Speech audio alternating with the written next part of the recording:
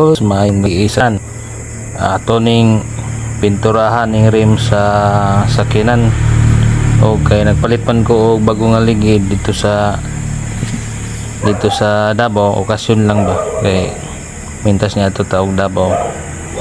Dayon ato nang gi-well balance para ang tuyok sa ligid di magkuan karag-karag karon tulin ba. Dayon kay bago naman na og ligid maningil lang po siya og maintenance sa tong sakinan, di sprayhan ato ng rim para nindot ba. Always good sa ato ang unit na gini mga idols. Basta natay mga sakyan maningil gyud sa iyahang pagserbisyo sa tuwa.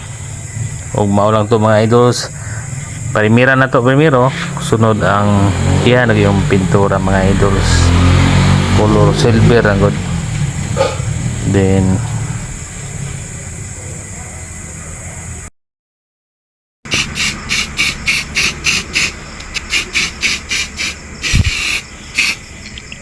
yung primer mga idols, first coat panihawiran sa pintura.